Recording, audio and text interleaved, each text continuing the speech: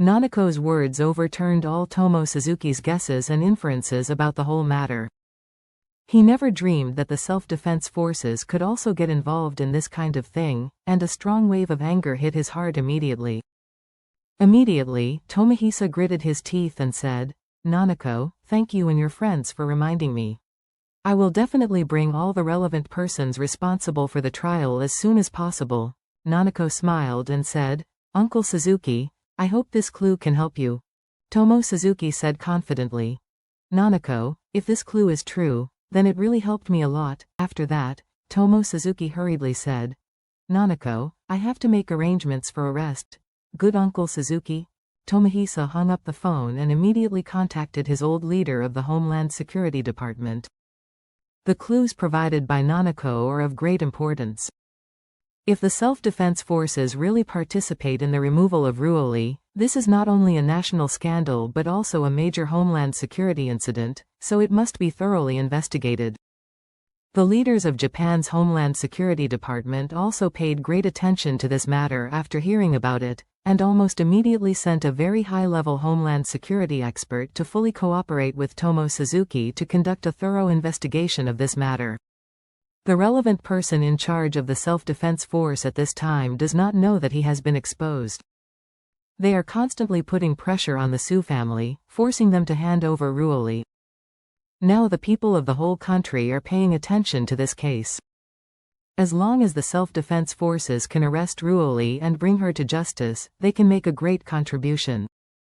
However, even if the Su family is unwilling to hand over Ruoli, it does not matter. After that, this matter has the TMPD's back. In short, the self-defense force feels that although what they did this time is not a successful big deal, it is definitely a deal that will not lose money. However, they did not expect that the nation's Land Security Department of the Metropolitan Police Department had already targeted them. An invisible big net has been slowly spreading towards part of the high-level self-defense forces. At this time, Charlie had just returned home. Pushing the door and entering, he heard the dining room is very lively. Claire was chatting with people. Hearing the movement of the door opened, she came out to check. When she saw that Charlie had returned, she exclaimed with joy, "Husband. Why did you come back without saying hello or making a sound?" Charlie smiled and said, "I didn't just finish my business, because a customer was in Japan and said that he was going to come back by private jet, so I just took a ride back." Claire nodded, stepped forward to hold his hand, and said with a smile, "Husband, it takes 2 or 3 hours for you to fly from Japan. Surely you didn't eat at noon?" Charlie smiled and said, "No, I'll go home as soon as I'm done."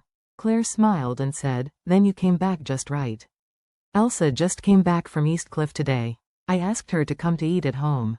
We just opened the red wine, so we can eat together." With that, she took Charlie and walked into the dining room. In the dining room, Elsa was chatting with Jacob and Elaine. When Claire came in holding Charlie's hand, her expression immediately turned into that of surprise. She went back to Eastcliff for a few days during the Chinese New Year holiday and missed Charlie for a few days, so she couldn't wait as soon as she got off the plane this morning and came here to visit Claire with gifts. Said to come to see Claire, but what she wanted was to see Charlie. However, it was discovered after arrival that Charlie was not at home. It turns out that Charlie went to Japan a few days ago because of an emergency and has not returned. This made Elsa feel a little bit lost, and the originally high mood instantly dimmed a lot. Just half an hour ago, Claire's family left her at home for lunch. She was still a bit hesitant, thinking that Charlie was not at home. At this time, staying at Claire's home for lunch was a waste of time without Charlie. But now she feels she took a good decision. She wanted to say that she would just wait for the next visit, but couldn't hold back Claire's enthusiasm. She had no choice but to agree. Nevertheless, she really didn't expect that Charlie would come back before eating this meal. Therefore, at this moment, Elsa looked at Charlie with a hint of excitement. Jacob and Elaine were naturally very happy to see Charlie returned. Jacob's calligraphy and painting association is resting these days. He faces Elaine at home every day, and he is almost annoyed to death. Seeing Charlie's come back, he is naturally very happy. As for Elaine, she was even happier. When she saw Charlie, she said happily, "Oh my good son-in-law, you can be counted as coming back after so many days. Don't you know how much Mom missed you these days?" As she said, her eyes couldn't help but look at Charlie's hand. When Charlie went to other places recently, he always brought her all kinds of high-end gifts back, so she also looked forward to what gifts Charlie would bring to her this time.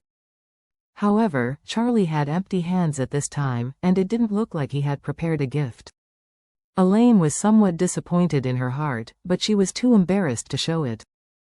After that, her current attitude towards Charlie had changed drastically from before. She felt that Charlie was an out-and-out good son-in-law. Even if Charlie didn't bring her a gift this time, she was not upset except for a little disappointment. At this time, Charlie also realized that when he came back in a hurry and didn't prepare a small gift for Elaine, Elaine would definitely feel a little lost. So he walked up to Elaine, sat down beside her, and said with a smile, "Mom, I'm so sorry. This time I wanted to buy some gifts for you from Japan to bring back, but suddenly a friend wanted to take a private jet home. When the plane returned to China, I temporarily took him downwind, so I didn't have time to buy gifts." Elaine hurriedly waved her hand. "Oh, my son-in-law, I am already very happy if you have the mom in your heart. As for gifts, there is no need to buy them every time." Charlie nodded and smiled casually. "Mom, I will transfer you 200,000 on PayPal later. Take it and buy something, it's just a little bit of care for you." When Elaine heard this, she asked with excitement, "Oh my God, my son-in-law. What you said is true." Charlie smiled and said, "Can there be fakes?" "Mom, wait a moment, I will transfer the money." After that, he took out his mobile phone and directly transferred 200,000 cash to Elaine via PayPal. Elaine received the PayPal push and opened it. It was Charlie who gave her 200,000, so she clicked to receive it excitedly, clapped her hands happily, and smiled. "Oh. What a life of my Elaine. I found a good son-in-law." Jacob on the side shook his head repeatedly and said to Charlie, "Good son-in-law, in the future, give your mother a little less money. If she has a little money, she will suffer. You know that since she broke her leg again, until now, how many things have you bought online? A room is almost filled with her stuff." Elaine glared at him and scolded, "Jacob, take care of your mouth and don't spit out stinky bullshit. What's the matter with you? I think you are jealous of my son-in-law being so kind to me," Jacob said angrily. "You just speak bullshit." Elaine curled her lips and said, "What's wrong? I speak bullshit? I bullshit where is your mouth calling or something?" Jacob's angry old face flushed, and he snorted coldly, "I really don't bother to take care of the words coming out of your mouth. Such a vulgar woman."